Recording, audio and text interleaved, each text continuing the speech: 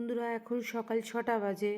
এখন আমরা petrol pump থেকে তেল ভরে রওনা দেব আমাদের আজকের গন্তব্যস্থল বালাসরের পঞ্চলিঙ্গেশ্বর মন্দিরে।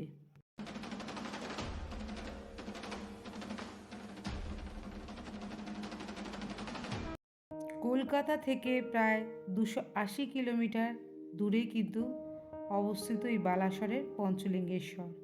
আর যারা ট্রেনে করে আসবে তারা হাওড়া থেকে বালাসরে নামবে, বালাসর স্টেশনে নেমে অটো বা টোটো ধরে চলে আসবে এই পঞ্চলিঙ্গেশ্বর মন্দিরে।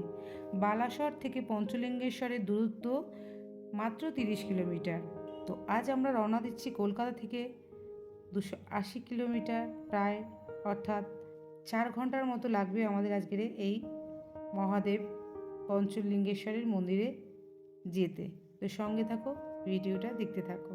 পাহাড়ের কোলে মহাদেবের এক আশ্চর্য মন্দির এই পঞ্চলিঙ্গেশ্বর মন্দির। উড়িষ্যার একটি অত্যন্ত জনপ্রিয় ও পবিত্র স্থান হলো এই পঞ্চলিঙ্গেশ্বর মন্দির। এই পঞ্চলিঙ্গেশ্বর আসলে হচ্ছে 5টি শিবলিঙ্গ, যা বালাসরের নীলগিরি পর্বতের দেবগিরি পাহাড়ের উপরে অবস্থিত। এই 5টি শিবলিঙ্গকে পাহাড়ের ঝর্ণার জল অবিরত স্নান করিয়ে যাচ্ছে বাবাকে। বন্ধুরা, প্রায় 4 ঘন্টা অতিক্রম করে আমরা চলে এসেছি। এই দেখো, ওয়েলকাম টু পঞ্চলিঙ্গেশ্বর। এটা কিন্তু তার গেটটা। এবার গেটের ভেতর দিয়ে আমাদের আরও প্রায় 5 কিলোমিটার গেলে আমরা পৌঁছে যাব আমাদের ভোলে বাবা পঞ্চলিঙ্গেশ্বর টেম্পলে। বন্ধুরা, এখানে কিন্তু গাড়ি পার্কিংয়ের সুব্যবস্থা রয়েছে। 4 চাকা, 2 চাকা, বাস সব গাড়িরই কিন্তু সুবিশাল সুব্যবস্থা রয়েছে। কিন্তু তার আগে তোমাকে প্রায় 1 কিলোমিটার দূরে এখানে কিন্তু গাড়ির পার্কিংয়ের টাকা নেওয়া হয়ে থাকে। তো 35 টাকা 4 চাকার জন্য। তো দেখো, 35 টাকা দিয়ে দিলাম। এবার তুমি যতক্ষণ পারো, সকাল থেকে বিকেল 5টা পর্যন্ত যতক্ষণ পারো গাড়ি পার্কিং করে রাখতে পারো, 35 টাকাই নেবে। এটা 4 চাকার ক্ষেত্রে। বন্ধুরা, পথে যেতে যেতে খোলা মাঠের পাশে সারি সারি তাল গাছের সাথে সাথে পঞ্চলিঙ্গেশ্বর পাহাড়ের যে অপরূপ রূপ তা কিন্তু স্বচক্ষে দেখতে পাবে, আর ভীষণ ভালো লাগবে। অবশেষে আমরা পৌঁছে গেলাম মন্দির চত্বরে। এখানে আমরা পার্কিং করে এবার আমরা মন্দিরের উদ্দেশ্যে যাত্রা করব। যে গাড়িতেই আসো না কেন, বাসে হোক, অটোতে হোক, বা 4 চাকায় হোক বা বাইকে হোক, তোমাকে কিন্তু গাড়ি পার্কিং করে প্রায় হাফ কিলোমিটারের মতন খাড়াই রাস্তা ধরে উঁচুতে উঠতে হবে। সেখানে কিন্তু কোনো সিঁড়ি নেই। তারপরে কিন্তু তোমাকে আরও হাফ কিলোমিটার থেকে প্রায় 1 কিলোমিটারের মতন 311খানা সিঁড়ি পেরিয়ে পৌঁছতে হবে শিবলিঙ্গেশ্বর বাবার কাছে। এই খাড়াই রাস্তার দুধারে কিন্তু সারি সারি ডালার দোকান রয়েছে। তো সেখান থেকেই তোমাদের ডালা কিনে নিতে হবে, কারণ ওপরে কিন্তু কোনো ডালার দোকান নেই। তাই এখান থেকে আমি পুজোর একটা ডালা কিনে নিলাম। এখানে ডালা কত করে বলো? ডালা 21 আছে, 51 আছে, 101 আছে। ডালা নিয়েছি, যাচ্ছি ভোলে বাবার মন্দির। তো আমরা ডালা কিনে রওনা দিলাম পঞ্চলিঙ্গেশ্বর বাবার মন্দিরের উদ্দেশ্যে।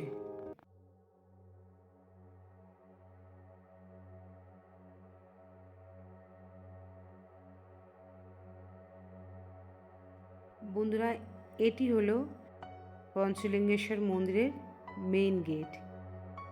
এই গেটে 5 টাকা দিয়ে জুতো রাখতে হয়।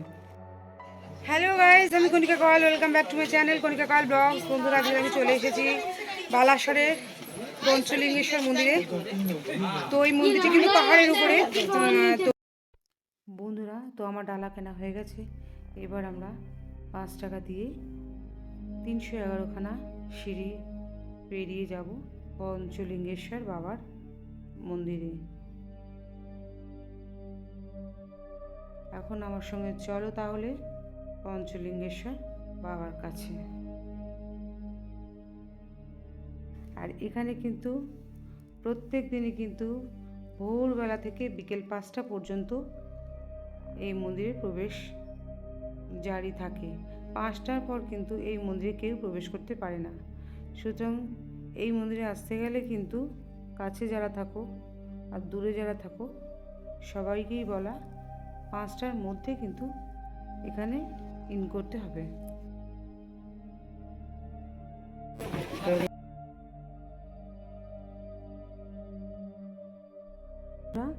এখানে জুতো খুলে আমরা এবার 313খানা সিঁড়ি পেরিয়ে যাব বাবা পঞ্চলিঙ্গেশ্বর মন্দিরে।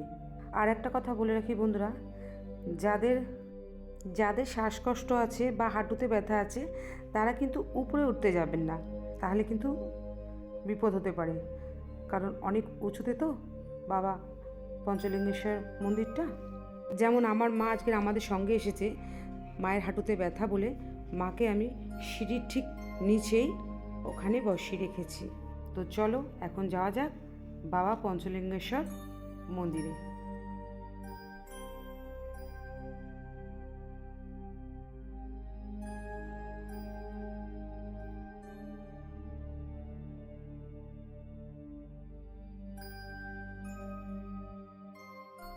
বন্ধুরা, সিঁড়ি দিয়ে কিছুটা ওঠার পর কিন্তু এরকম বিশ্রামের জন্য বা বসার জন্য জায়গা রয়েছে।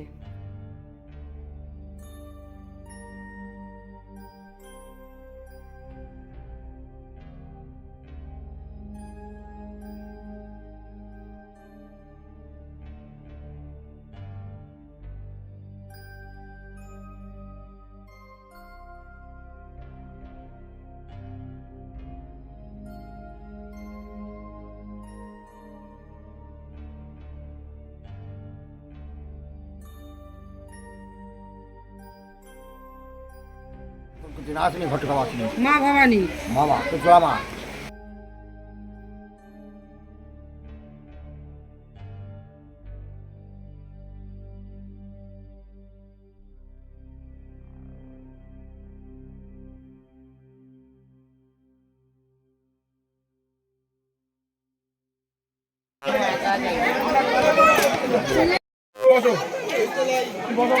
বিশাল লাইন, এই লাইন দিয়ে কিন্তু যাচ্ছে সব বাবাকে স্পর্শ করতে, পুজো দিতে।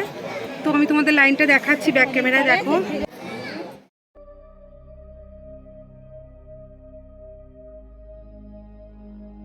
বন্ধুরা, পঞ্চলিঙ্গেশ্বর মন্দিরে যাওয়ার পথে কিন্তু অনেকগুলো মন্দির পড়বে। বাঁ দিকে পড়বে মা ভবানীর মন্দির, আবার কিছুটা পড়ে গেলে ডান দিকে পড়বে বজরংবলীর মন্দির। বন্ধুরা, কথিত আছে বনবাসকালে রামজয়া সীতা স্বয়ং এই শিবলিঙ্গটি প্রতিষ্ঠা করেছিলেন।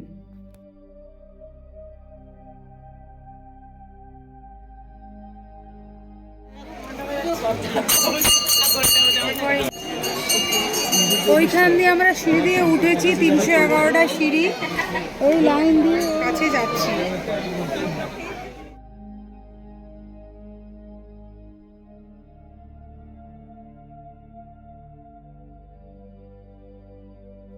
বন্ধুরা, বহু প্রাচীন পঞ্চবট গাছের নিচে কিন্তু আমাদের এই পঞ্চবটি শিবলিঙ্গ বাবা অবস্থিত। এই গাছকে পঞ্চবট কেন বলে? কারণ হচ্ছে এই গাছে 5টি করে পাতা থাকে।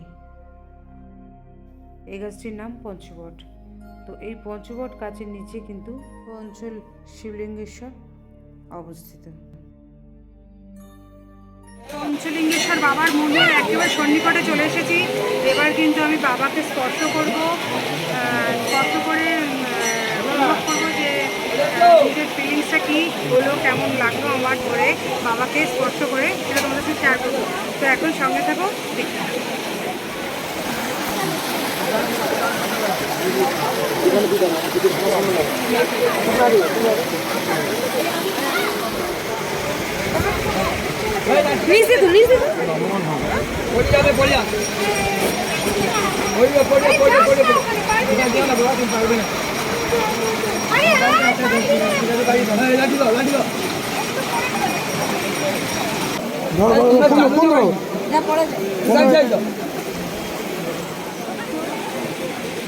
বলে বোন তার মাথাতে জলটা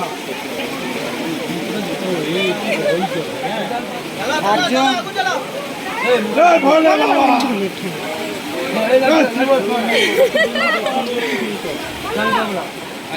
বাবা কার্যকে একবার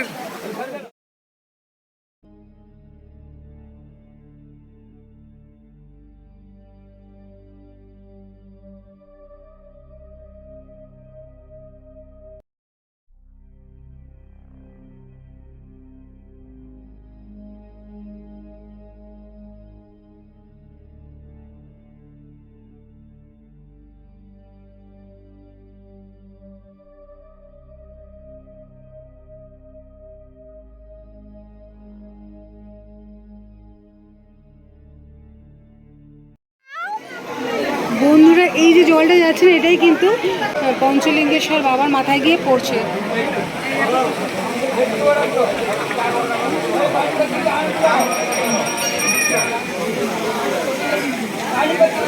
বাবাকে দর্শন করে, বাবাকে স্পর্শ করে, বাবাকে পুজো দিয়ে এবার কিন্তু আমরা নিচে নেমে যাচ্ছি।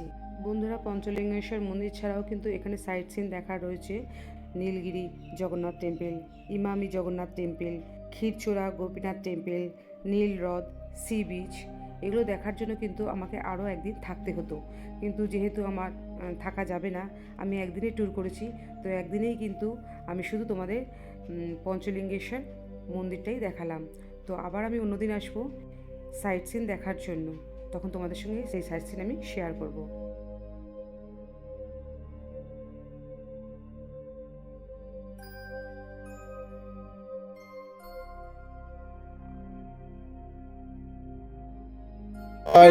তো তোমাদের আমি আজকে দেখালাম বাবা পঞ্চলিঙ্গেশ্বর ধাম।